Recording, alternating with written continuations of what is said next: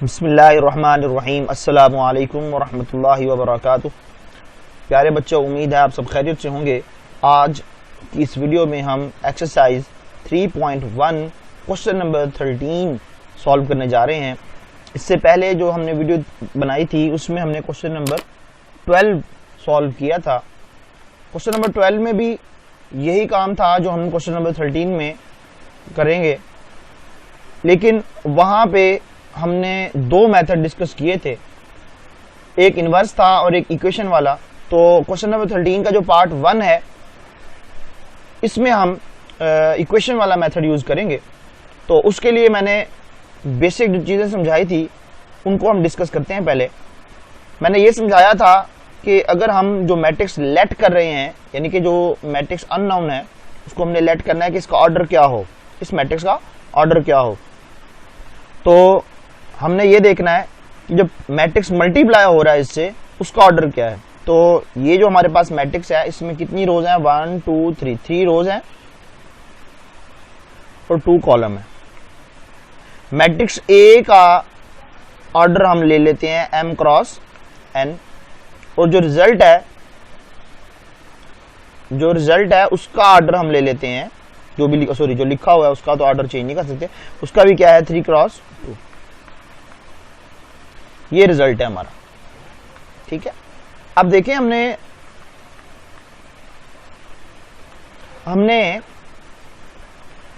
m और n की value find करनी है।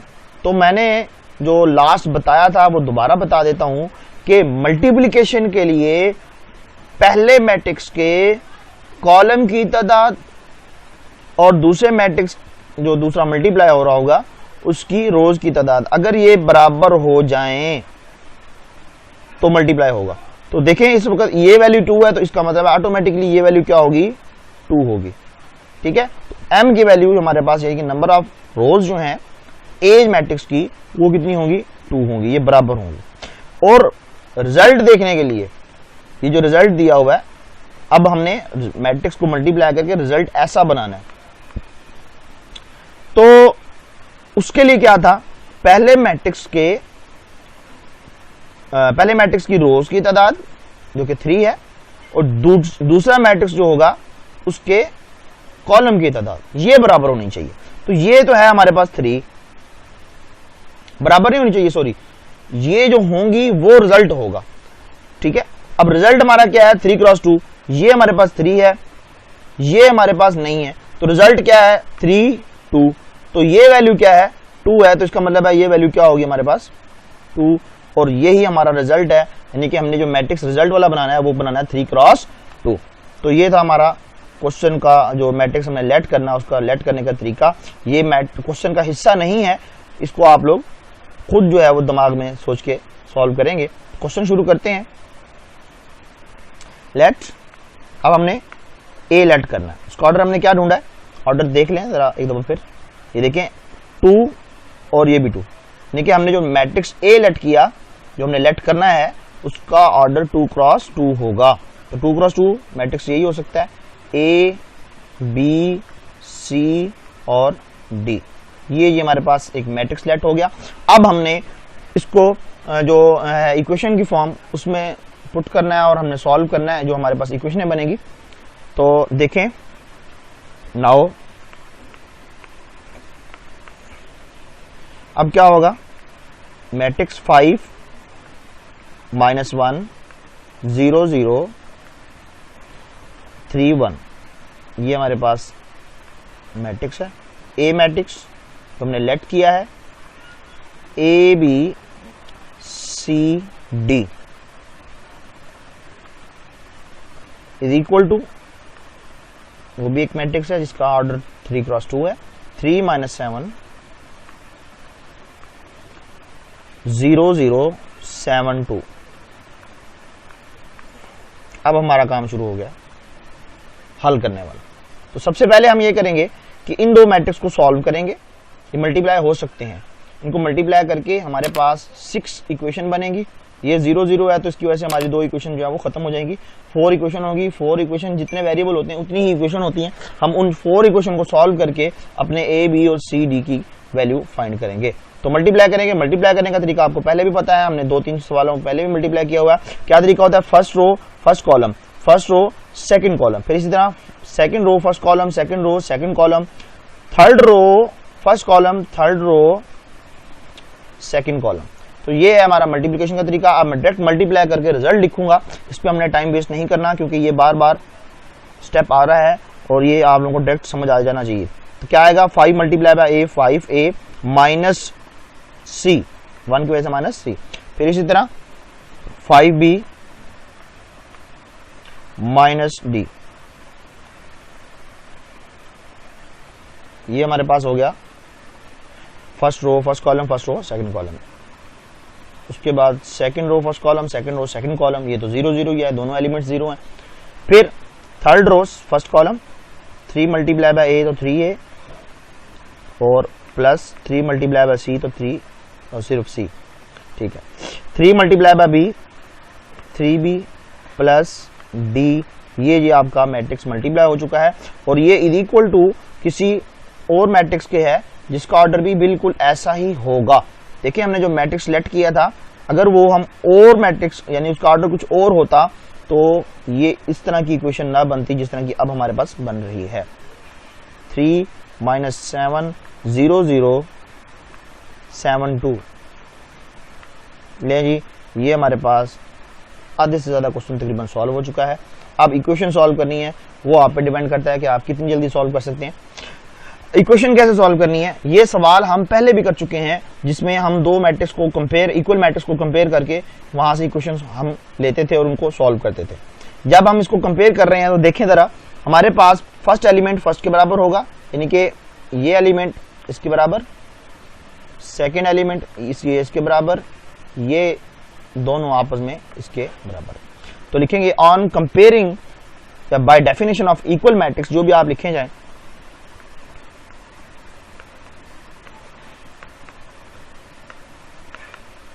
ऑन कंपेयरिंग वी गेट में हासिल हुआ 4 इक्वेशन होंगी। अच्छा, यहाँ पे एक छोटी सी चीज याद रखें कि जो आपकी सेम इक्वेशन है आप उनको सेम साइड पे लिखें और नाम भी तकरीबन वही दें जो आप उनको इजीली सॉल्व कर सकें। तो यहाँ पे हमारे पास 4 इक्वेशन बन रही हैं। देखें, पहली इक्वेशन हमारे पास जो बनती है सेम वेरिएबल वाली, वो है 5a minus C is equal to 3। इसका नाम इक्वेशन नंबर 1 रख लें। सेम इसी तरह आप इसको लेट नहीं करेंगे, मतलब इसको कंपेयर करके इसके नीचे ना लिखें क्योंकि इसमें b d वेरिएबल्स हैं। हमारे पास a और c वाली तो ये है, तो वो क्या है 3a plus C is equal to 7। ये हमारे पास इक्वेशन नंबर 2 है। सेम इसी तरह हम दूसरी इक्वेशन भी लेट करते हैं, वो है पहली 5b minus D is equal to -7, 3b plus D is equal to 2। तो ये हमारे पास इक्वेशन नंबर 3 और इक्वेशन नंबर 4 होगी।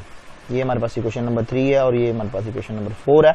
अब हमने 4 variable a b c d find करने हैं, तो याद रखें हम उन्हीं इक्वेशन को सॉल्व करेंगे जो सेम वेरिएबल वाली हैं। तो यहाँ पे देखें हमारे पास इस वक्त a और c जो है इनको हम सॉल्व करने लगे हैं। बिल्कुल सिंपल सा है ये क्वेश्चन, इसमें ज्यादा कोई भी चीज मुश्किल नहीं है। देखें इक्वेशन 1 और 2 को आप ऐड कर लें, ये जो है ये प्लस है, इक्वेशन 1 और 2 को जब आप ऐड करेंगे तो क्या होगा, एडिंग इक्वेशन 1 एंड 2,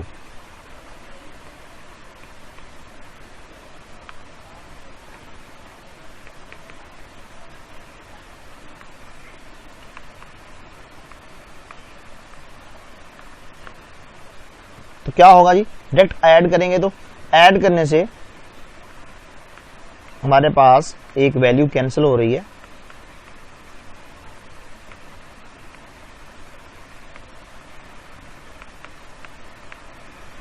ऐड किया हमने, सी पॉजिटिव नेगेटिव दोनों कैंसिल हो जाएंगे, बाकी हमारे पास रिजल्ट बचता है 5 + 3 8, ए वैसे का वैसे, 7 + 3 ये भी हमारे पास क्या है 8 आ जाएगा। इसके बाद सॉरी 7 + 3 8 नहीं, ये हाँ 10 आएगा, ठीक होगा। इसके बाद हमने यहाँ से अननोन यानी कि a की वैल्यू निकालनी है, तो a 8 वहाँ जाके डिवाइड होगा, 10/8 कैंसिलेशन होगी, a = 5/4, ये हमारी a की वैल्यू निकल आई है। अब a की वैल्यू उठा के आप इन इक्वेशन 1 या 2 में से किसी एक में पुट कर दें तो आपके पास c की वैल्यू निकल आएगी। तो देखें, पुटिंग इन इक्वेशन नंबर, हम जिसमें ज़्यादा कम मल्टीप्लिकेशन वगैरह हो उसमें कर लें, 1 में पुट कर लें, 1 में भी कर सकते हैं, 2 में भी कर सकते हैं, कोई भी मसला नहीं है, वो आप पे डिपेंड करता है। Put value of a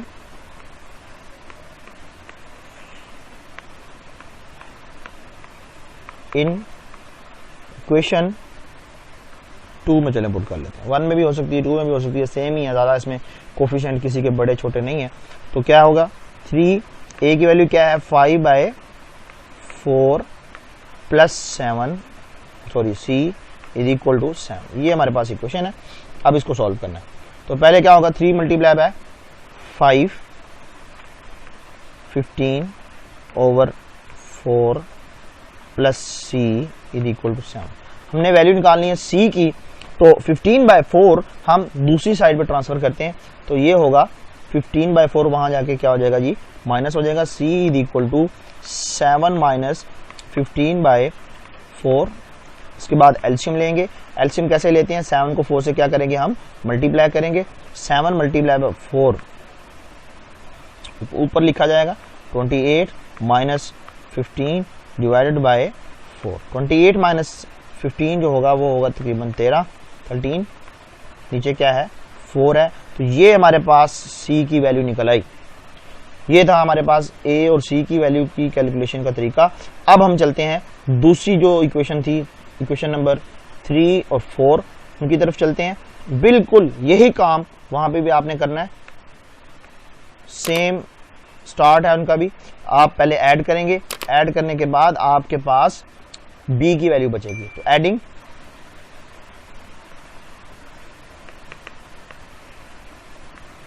equation 3 और 4, जब आप इसको ऐड करेंगे तो देखें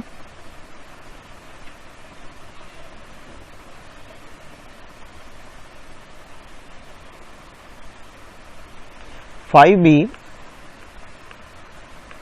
d = -7, और नीचे क्या आएगा, सेम 3b + d = 2। जी, इसको हमने हल किया, हमारे पास ये नेगेटिव वैल्यू पॉजिटिव से कैंसिल हो जाएगी, और बाकी हमारे पास बचता है 5 + 3 8b = 7, माइनस का है 2 प्लस का है, तो माइनस जब होगा तो जवाब आएगा -5। अब आपने b की वैल्यू कैलकुलेट करनी है, तो ये हमारे पास आता है b = -5/8। सेम उसी तरह आप b की वैल्यू किसी भी इक्वेशन में पुट करेंगे, 1 में करें, 2 में करें, पुट वैल्यू लिख दें इसको, value of b in equation, sorry 1 2 नहीं है हमारे पास, यहाँ 3 4 थी, तो 3 में पुट कर लें चाहे 4 में पुट कर लें, वो आपकी मर्जी, आसान जो लग रहा है हम उसमें पुट कर लेते हैं। तो 4 है हमारे पास जो थोड़ा सा इजी हो जाएगा, 4 में पुट करते हैं इन इक्वेशन 4, तो क्या बनेगा जी हमारे पास 3 ब्रैकेट b की वैल्यू 5/8 प्लस d, और ये इक्वल था हमारे पास 2 के। हमने यहाँ से d को कैलकुलेट करना है, तो जो अननोन होगा हम उसको कैलकुलेट करेंगे, तो बाकी जो वैल्यूज होंगी वो दूसरी साइड पर ट्रांसफर कर लेते हैं। 5 3 15 माइनस का 15, पहले मल्टीप्लाई कर लेंगे, फिर प्लस d = 2। अब ये माइनस वाली वैल्यू इस साइड पे हम ट्रांसफर कर लेते हैं, तो वहां जाके क्या हो जाएगी, प्लस की हो जाएगी, d = 2 + 15/8, तो 8 × 2 16, d = 16, एलसीएम ले लिया हमने, प्लस 15 डिवाइडेड बाय 8। तो डी को जब आप फाइनल करते हैं तो रिजल्ट आता है 15 प्लस 16 31 डिवाइडेड बाय 8। तो ये हमारे पास डी की वैल्यू। अब इसके बाद क्वेश्चन खत्म नहीं हुआ, यहाँ पे एक आपने छोटा सा काम भी करना है कि आपने पूरा मैट्रिक्स कैलकुलेट जो किया है ए बी सी डी की वैल्यू, वो वैल्यू भी लिखनी है। हिंट्स आपके पास जो वैल्यूज निकली हैं वो देखें। A matrix A is equal to क्या था हमारे पास, ए बी सी डी की वैल्यूज। तो ए की वैल्यू हमारे पास क्या निकली थी, 5/4 माइनस 5/8 13/4 एंड 31/8। ये हमारे पास मैट्रिक्स ए की रिजल्ट है और यही हमारा आंसर है। अब हम पार्ट नंबर 2 करते हैं। पार्ट नंबर 2 में हमारे पास जो मैट्रिक्स है वो इनवर्स मेथड से भी सॉल्व हो सकता है। ये है हमारा पार्ट नंबर 2। अब इसको आप दो तरीकों से भी हल कर सकते हैं। वही एक आपके पास जो पहला था तरीका कि अभी जो हमने किया है लास्ट, कि हम इसको ए बी सी डी की फॉर्म में लेट कर लें मैट्रिक्स को, तो वो भी तरीका आप यहाँ यूज कर सकते हैं। इनवर्स मेथड भी यूज कर सकते हैं। इनवर्स मेथड आसान होता है, लेकिन इनवर्स मेथड को ऐसे डायरेक्ट अप्लाई तब ही कर सकते हैं जब हमारे पास जो मैट्रिक्स राइट साइड पे दिया गया है उसका ऑर्डर पहले मैट्रिक्स से सेम हो। लेकिन यहाँ पे ऐसा नहीं है। लेकिन हाँ, जो ये मैट्रिक्स है वो इस मैट्रिक्स से मल्टीप्लाई जरूर हो सकता है। क्यों हो सकता है हम अभी चेक कर लेते हैं। देखिए, इस मैट्रिक्स का ऑर्डर है 2 क्रॉस 2। इस मैट्रिक्स का ऑर्डर कितना है जी, 2 क्रॉस 2। और इस मैट्रिक्स का जो ऑर्डर है वो है 2 क्रॉस 3। तो मल्टीप्लिकेशन की जो शर्त है वो है कि पहले मैट्रिक्स के कॉलम और दूसरे मैट्रिक्स की रो की तादाद क्या होनी चाहिए, बराबर होनी चाहिए। तो देखें जी, इसका भी 2 है, उसका भी 2 मल्टीप्लाई होगा और रिजल्ट क्या आएगा वो भी मैंने आपको समझा दिया कि पहले मैट्रिक्स में नंबर ऑफ रोज और दूसरे मैट्रिक्स में नंबर ऑफ कॉलम जो बनते हैं वही हमारा क्या होता है, रिजल्ट होता है। तो मल्टीप्लिकेशन आसान है, इसलिए हम इसको क्या कर सकते हैं, इनवर्स मेथड से सॉल्व कर सकते हैं। यानी कि इसका हम इनवर्स फाइंड करेंगे, इसको हम उधर ले जाएंगे, इक्वेशन की फॉर्म हम लेट करेंगे। तो देखें, सॉल्यूशन करते हैं। सॉल्यूशन लेट मैट्रिक्स आपने लेट करने हैं। पहला मैट्रिक्स, दूसरा मैट्रिक्स जो भी थे आपने नाम रख लें, ए रख लें, बी रख लें। पहला मैट्रिक्स बी हम रख लेते हैं, ये जो दूसरी साइड पे है हमारे पास 2 -1 2। और दूसरा मैट्रिक्स जो है उसका नाम हम सी रख लेते हैं, क्योंकि ए मैट्रिक्स हमें पहले से गिवन है। C is equal to A matrix जो हमने राइट साइड पे लिखा हुआ है 0 -3 8 और 3 3 7।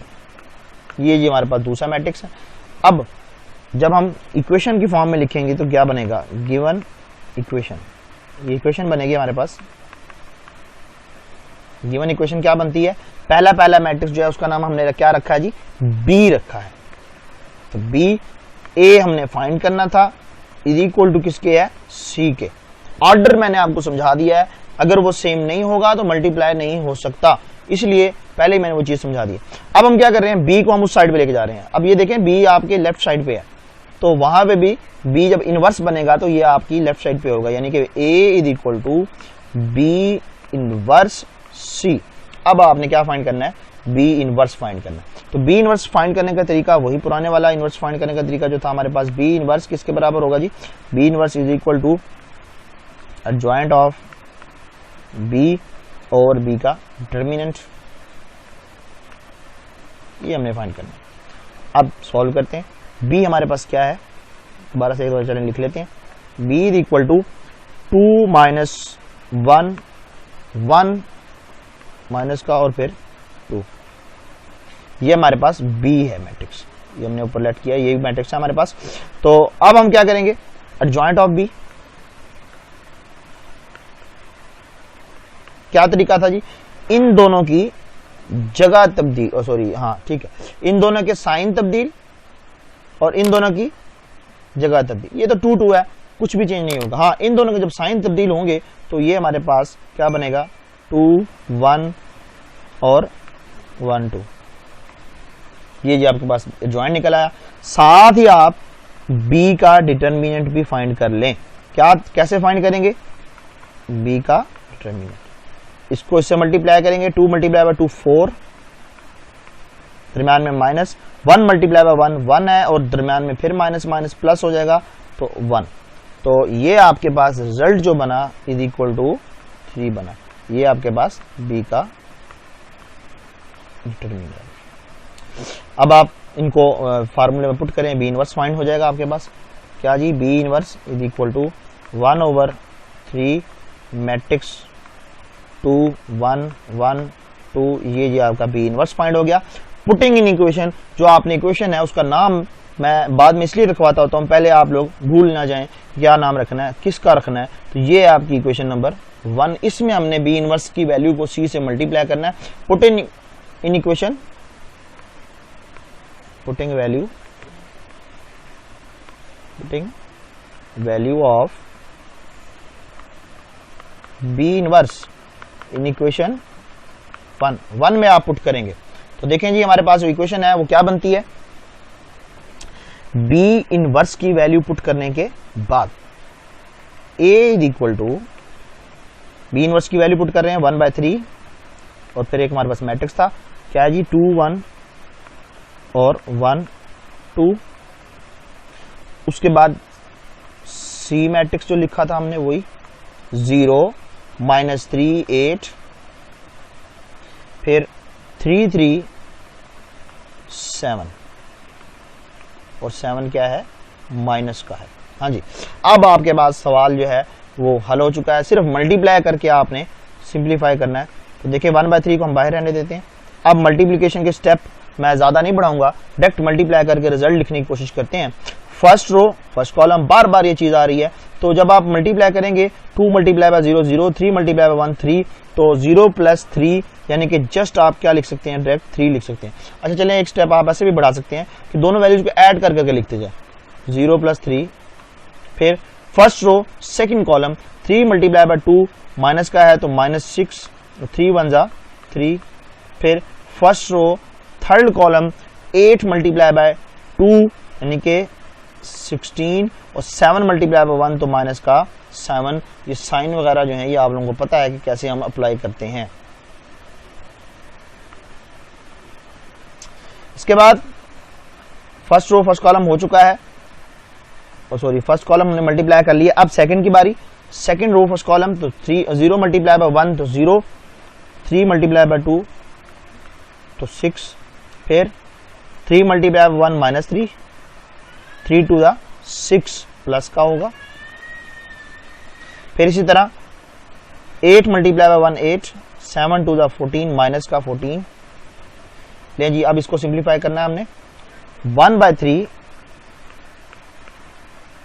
सिंप्लीफिकेशन 0 + 3 3, -6 + 3 3 माइनस का होगा, 16 -17 सॉरी 7 तो -9, 0 + 6 6, 3 माइनस का प्लस का 6 तो जवाब आ गया 3, 8 -14 माइनस का 6। ये हमारे पास क्वेश्चन कंप्लीट हो चुका है। इज इक्वल टू, अब 1/3 जो है ना उसको अंदर हम डिवाइड कर देते हैं। तो 3 से 3 जब डिवाइड होगा ये देखें ये सब के नीचे जाएगा, इसके नीचे भी, इसके नीचे भी, इसके नीचे भी, सब के नीचे डिवाइड होगा। तो मैं डायरेक्ट रिजल्ट लिखने की कोशिश करता हूँ। 3 divided by 3 1, -3 divided by 3 -1, -9 divided by 3, 3 3 = 9 तो माइनस का 3, अच्छा जी सॉरी माइनस का 3, और 3 डिवाइडेड बाय 6 और 6 डिवाइडेड बाय 3 जो होगा 2, 3 डिवाइडेड बाय 3 1, -6 डिवाइडेड बाय 3 तो ये आएगा माइनस का 2। तो बच्चों ये हमारे पास जो क्वेश्चन था कंप्लीट हो चुका है। क्वेश्चन नंबर 13 जो था वो हमने कंप्लीट कर लिया है, ये हमारा आंसर है। इसमें कोई भी प्रॉब्लम हो या कुछ समझ ना आ रहा हो तो आप कमेंट सेक्शन में हमसे पूछ सकते हैं, इंशाल्लाह मैं आपको वहां पे आंसर भी दूंगा। मिलते हैं नेक्स्ट वीडियो क्वेश्चन नंबर 14 के साथ। अपना ख्याल रखिएगा। अल्लाह हाफिज।